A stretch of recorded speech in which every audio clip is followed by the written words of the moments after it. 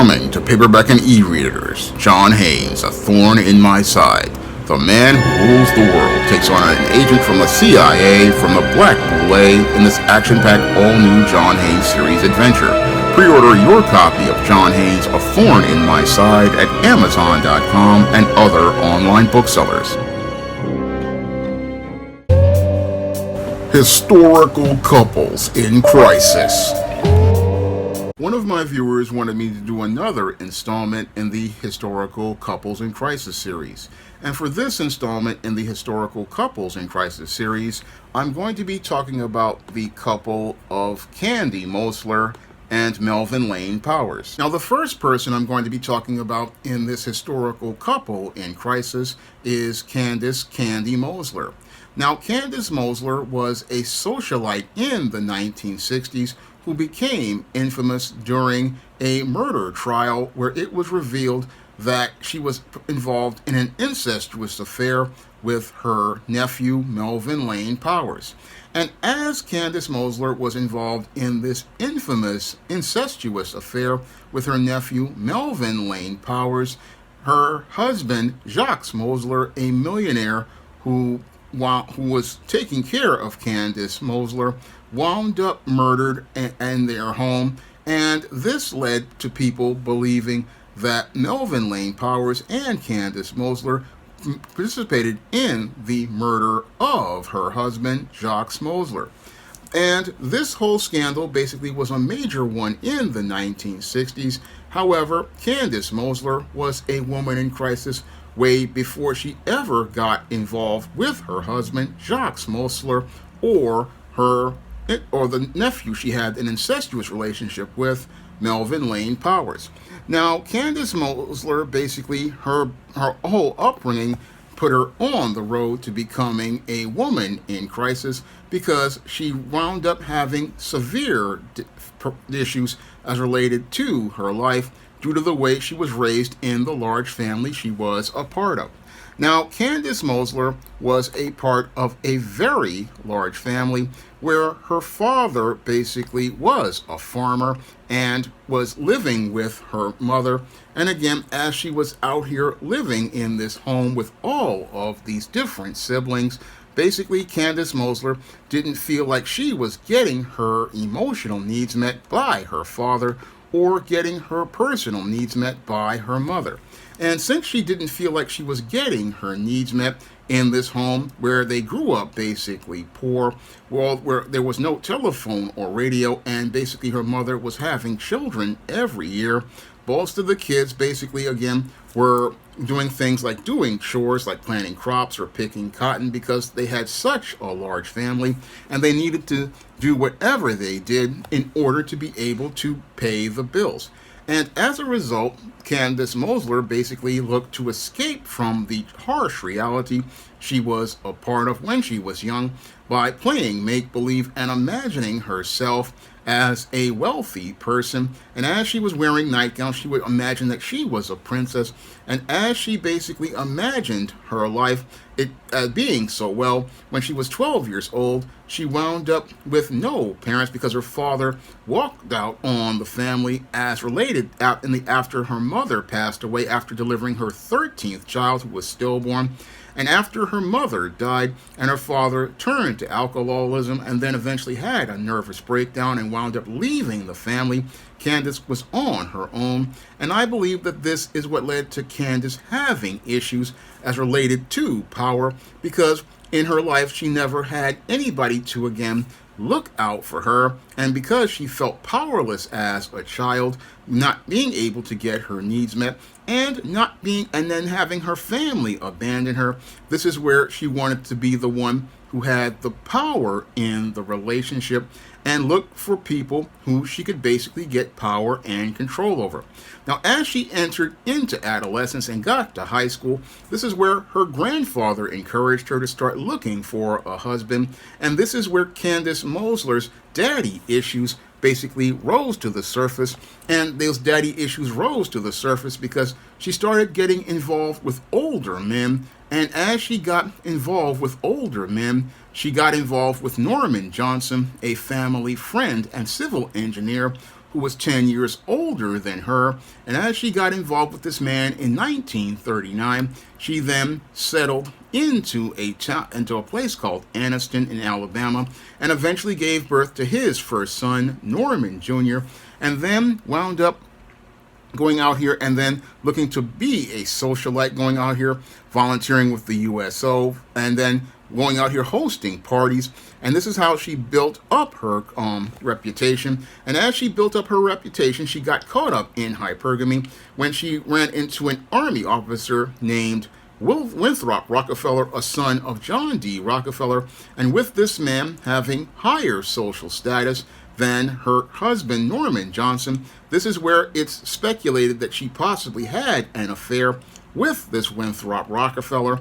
And as she got involved with Winthrop Rockefeller, this is where she wound up having a second child, which his name was Rita, a daughter, and the middle name was Rockefeller, and has some people wondering if this was Winthrop Rockefeller's child, and no one really knows if it was, because eventually Candace moved to New Orleans, and as she moved to New Orleans, this is where her marriage fell apart, basically because she got caught up in her hypergamy, and as she got caught up in her hypergamy, she basically thought about the man she could have had in Winthrop Rockefeller, and looked to go out here and look to find a man of higher social status, and a man of having more resources. And after she divorced her husband, this is where she basically again looked to, in her mid-40s, moved to New Orleans.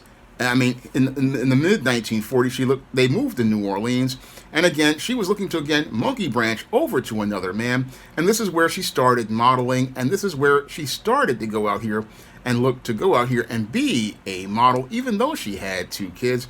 And as she was doing this, she was basically, again, building herself up as this entrepreneur, offering seminars and different things on how to be fashionable.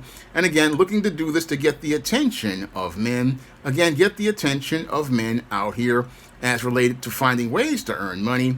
And as she went out here looking to earn money and looking to, again, climb the social ladder, eventually she ran into New Orleans banker Jacques Mossler, and when she ran into New Orleans banker Jacques Mossler, she found the man who had that access to that high status and that wealth and resources that would allow her to elevate her social status to be a very wealthy woman, and again, be that woman who basically would be respected in social circles. And as she looked to again get involved with Jacques Mossler, she didn't see him as a man that she loved, but basically saw him as a utility, that she could use to basically elevate her social status. Because when it comes to women, when they go out here and they've already been married, again, that woman is already bonded to another man, has the spirit and DNA of other men inside of her. And with Candace Mossler, she already had the spirit and DNA basically of her previous husband, Norman, and then the Rockefeller inside of her, possibly, based on speculation. So she already had multiple sexual partners, but when she saw this older man, again, this guy basically fit the pattern that she was looking for in that older man who could be a father figure, and be that father figure that she could basically have to meet her emotional needs and also give her that emotional security. That's what she was looking for with Jacques Mossler. Again, this wealthy banking guy who was making lots of money. Again, she basically saw this guy as someone she could get involved with. Now, Jacques Mossler was an older man. He was 52 years old. And 52 years old, he was recently divorced from a wife who he had left because he himself was participating in male hypergamy. He had a wife of 30 years who he had 4 daughters with, and what he was looking to do was elevate his social status by getting an attractive woman to be on his arm. And as he was looking for an attractive woman to be on his arm, he basically was in, again, male hypergamy, which is what a lot of simps are in. Simps get involved with women because they want to impress other men or have social currency, and they need an attachment woman on their arm who's attractive. And with Candace Mossler being one of these model-type blondes that was extremely attractive, he saw a woman who could basically fit into his world, even though this woman already had 2 kids by possibly 2 different men.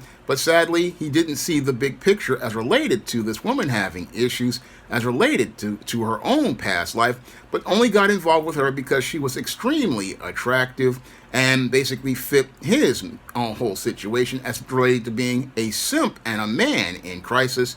And basically, after he got involved with Candace, Candace then got involved with him, and eventually they got married in 1949 at a Presbyterian church. And this is where she moved from New Orleans all the way to Houston to be with Jacques. And as she looked to be with Jacques, she basically, again, was only with him because of what he had. That was the only reason why Candace Mossler was with this guy. She was with him because he had the social status and the wealth that allowed her to go out here and live a lifestyle. And she looked to put together a family with her 2 kids and his 4 kids that they adopted.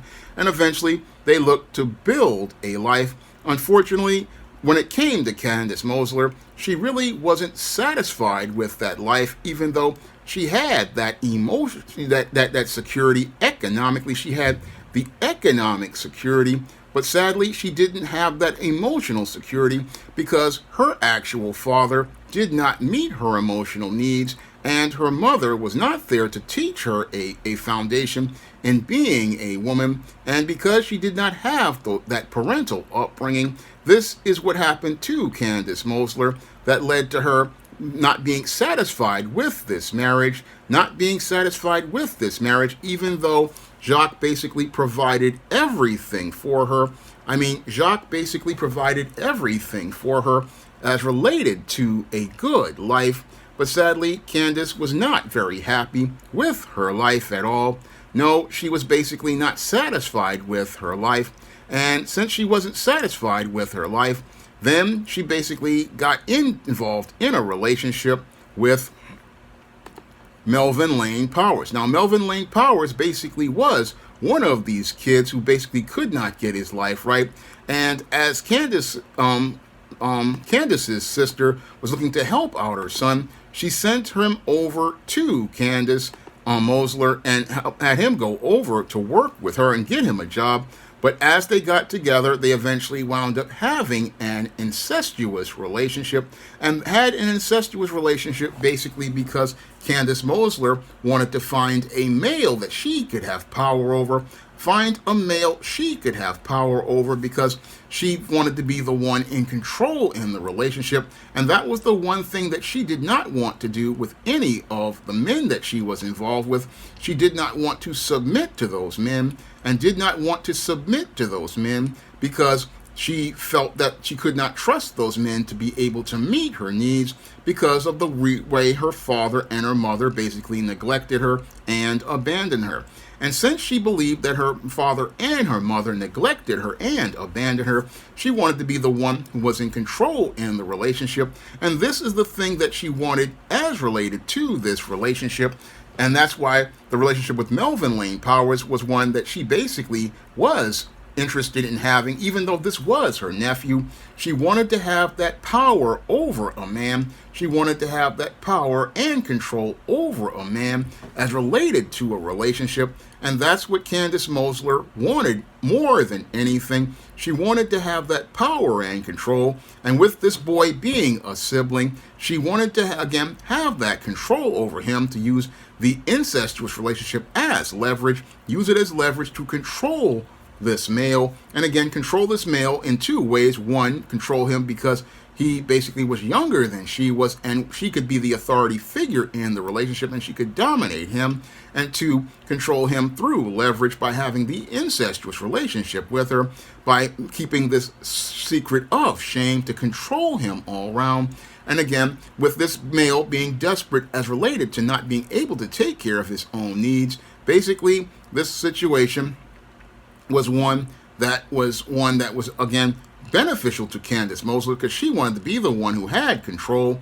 And as she wanted to have the control in the relationship and had the ideal relationship as she thought she would want to have, this is where some speculate that this is where Jacques Mossler basically wound up in a situation where he was set up to lose his life as related to the mysterious happenings around his murder, because as Candace Mossler then got involved with Melvin Lane Powers, she wanted to divorce Jacques Mossler. However, she would not be able to get all of the money due to a prenuptial agreement, and because the prenuptial agreement would make it where she wouldn't be able to get all of the money, this is why some speculate, and I say speculate, that Melvin Lane Powers and Candace Mossler possibly looked to murder Jacques Mossler, because he could basically she could wind up getting all of the money as related to his business. And Candace Mossler wanted to say things that possibly her husband was a closet alphabet person cheating on her with another man, and wanted to speculate that this guy possibly could have been the person to kill Jacques Mossler. And basically this whole situation with the murder of Jacques Mossler, who was found bludgeoned over the head and stabbed 30 times as related to his murder. It was in a bathrobe. Again, this is and covered in blankets. This is what they speculated as related to the whole case. And eventually what happened in this case is that there was a trial that took place in Houston regarding Candace Mossler and Melvin Lane Powers, and this whole case wound up with eventually an acquittal as related to things. But what I found to be quite troubling as related to this incestuous relationship between Melvin Lane Powers and Candace Mossler is how the white media basically blew it off.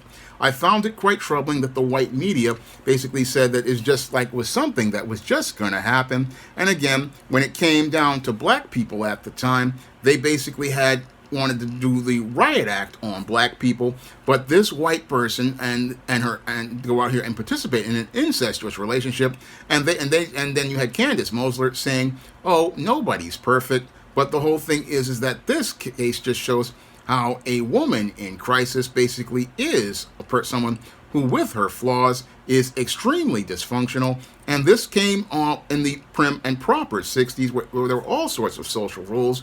But this white female, again, was a woman in crisis before she became a socialite. And it was due to the dysfunctional family she was a part of, the dysfunctional family that she was a part of, that led to this whole situation. And what's even more disturbing is that Candace Mossler and Melvin Powers were acquitted because they basically were white and had the white privilege to basically cover up this whole situation. And eventually, as Candace Mossler and Melvin Lane Powers wound up getting acquitted, eventually Candace Mossler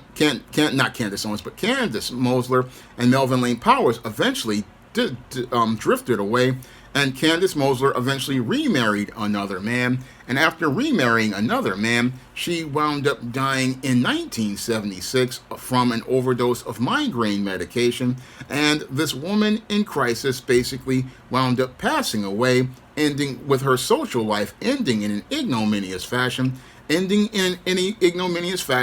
to the foundations of dysfunction she had when she was younger, due to the dysfunction she basically learned from not getting her emotional needs met and her social upbringing being taught by her mother and father. Instead of raising a successful daughter who would become a socialite, they raised an infamous daughter who eventually became a woman in crisis. Now, the second person I'm going to be talking about in this historical couples in crisis video is Candace Mossler's lover and nephew, Melvin Lane Powers. And Melvin Lane Powers definitely was a man in crisis way before he ever met his aunt, and he was on the road to being a man in crisis due to the dysfunctional way his mother was raised inside of that home at the side of Candace Mossler, and due to the way that she was raised, not getting her emotional needs met by her mother and her father, and the father abandoning the family. This was where Elizabeth Babe Powers basically learned a dysfunctional frame of living that she basically passed on as the values on to her son.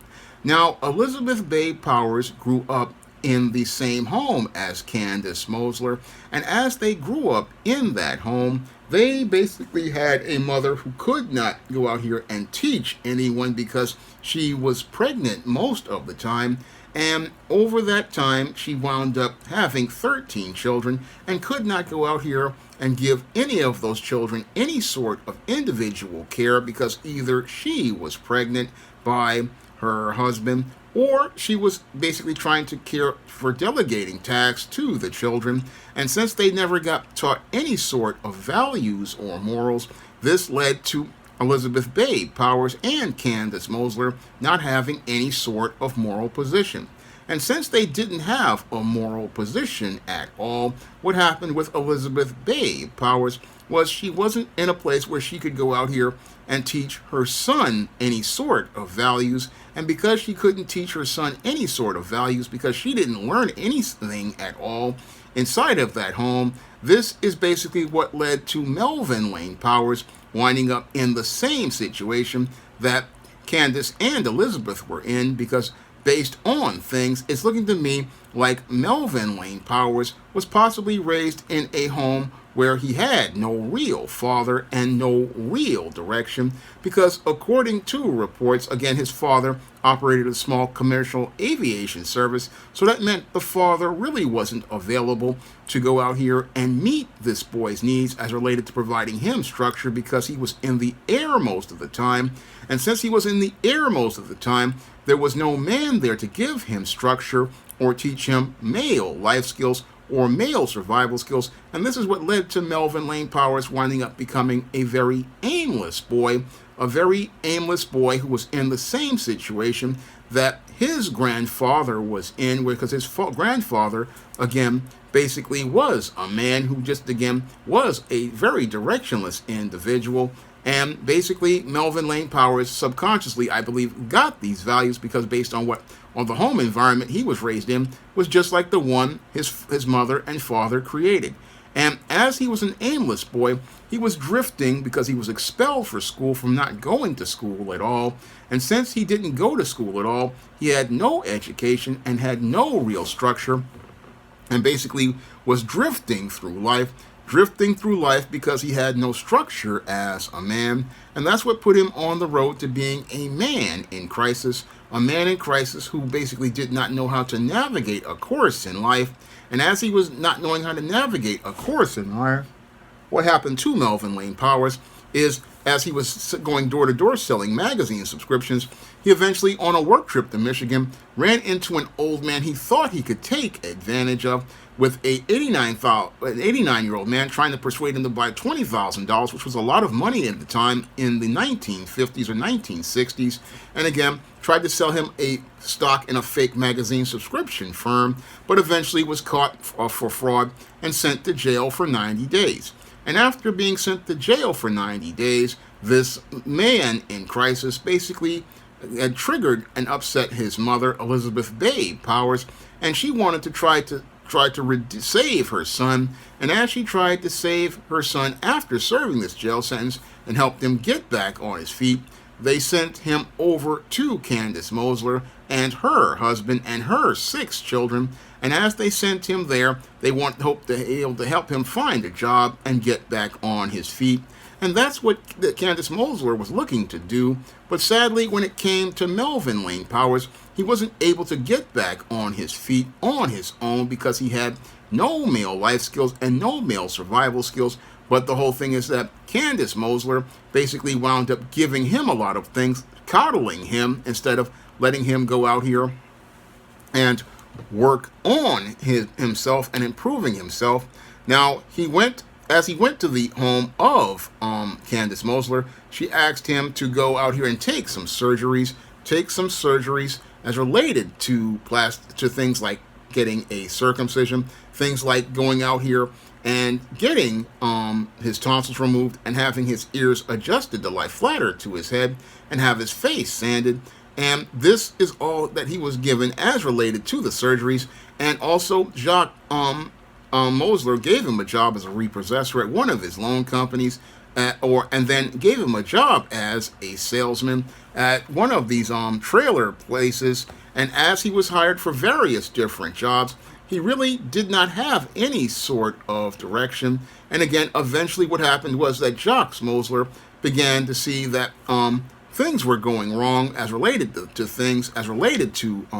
Melvin Powers, and again started to see that there was something wrong, and something was wrong because he was basically having an incestuous affair with Candace Mossler.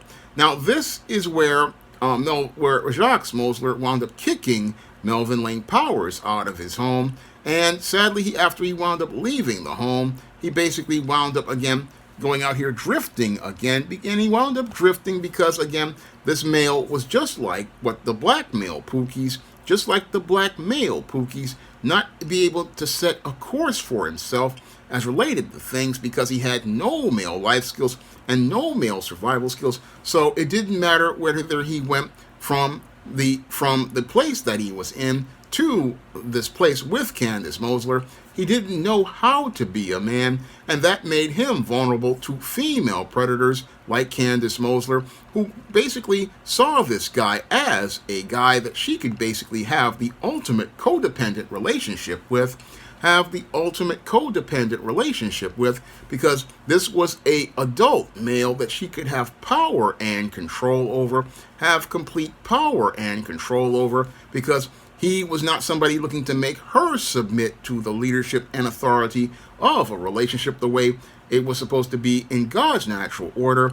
No, this was where she could have an unnatural relationship and an abominable relationship, because she could be the one who was the head of that man and be the one to control him like a child, be able to dictate to him and dictate to him as related to how he was supposed to live and how he was supposed to do things. And what happened with, again, Melvin Lane Powers is that Candace Mossler got power over him, and as she got power over him in Houston and got control over him in Houston, this is what she used to control the deviant and incestuous relationship she had with him. And eventually, again, what happened as things went on, things went on that something was going on at the mansion, and this is where Jacques had this guy fired and again escorted off his estate.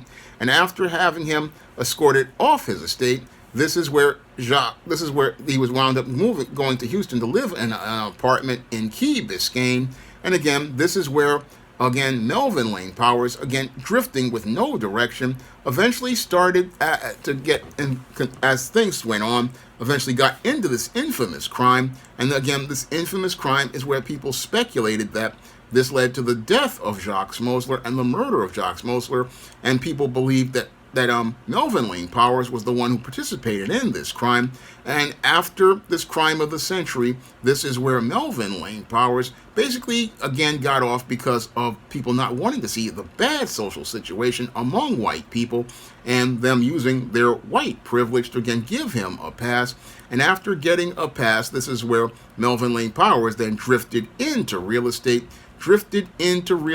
and then eventually made a lot of wealth, then went into bankruptcy and then made wealth once again, and then eventually wound up dying in 2010. But he never really had any sort of real direction as a man, never understood his role as a man in God's order, never understood how to function as a man, and that's what made Melvin Lane Powers a beta male who was basically used as a tool by Candace Mossler, used as a tool until she basically couldn't use him anymore. And basically what happened with Candace Mossler is after she left Melvin Lane Powers, she then got involved with another man, and as she got involved with this other younger man who she tried to get power over, as she looked to get involved with this other younger man, this younger man basically was in the nightclubs, and one of them wound up mysteriously burning up, and then another incident where this other man basically wound up falling off a balcony, and after he fell off a balcony, he basically wound up having brain damage and a mysterious injury. And this is where the family wanted her to have nothing to do with Candace Mossler. The mother stepped in as related to things, and as she stepped in, she basically protected this other man she had wound up marrying after they had this man, Bennett Garrison. I mean, he was a self-employed electrical contractor who had a few nightclubs, a big guy, and again, he was a 32-year-old man. But again, Candace Mossler basically again looked for this guy because she wanted power and control. And again, eventually, after this guy was found again on his own patio after falling off of the balcony, I believe. Again, he had brain damage, and again, after he made a bit of a recovery, the family kept her away from him, and that makes me wonder if there is a pattern with Candace Mossler, looking for men she could get power and control over, looking for men that she could have power and control over, because this is what she looked for, was again beta males that were younger than her, beta males she could get control over and be the head in the relationship and be the leader in the relationship and be the one running the relationship because of the daddy issues and mommy issues that she had.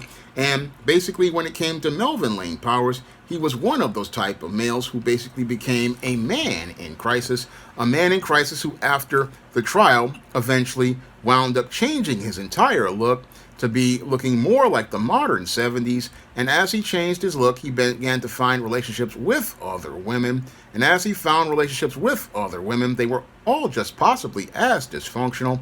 And again, this guy basically was a man in crisis because he did not know how to make life work in the world.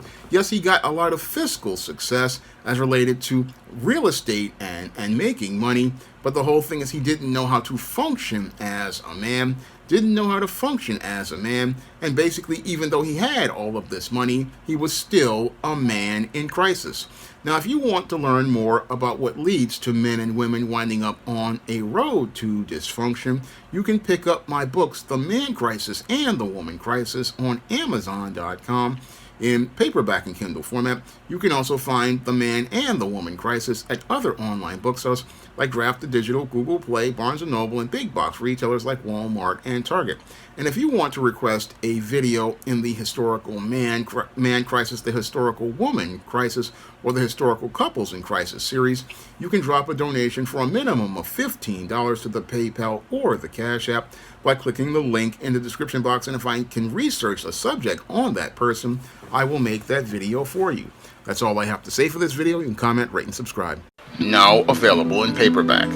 From the author of the critically acclaimed book, The Man Crisis, comes The Woman Crisis. Learn why so many women have become lost in their quest to have it all in The Woman Crisis. Get your copy of The Woman Crisis in paperback at Amazon.com and online booksellers today. Support Black-owned and Black-operated digital broadcast media. www.niceradionetwork.com. Nice Radio Network, broadcasting 24 hours a day, 7 days a week.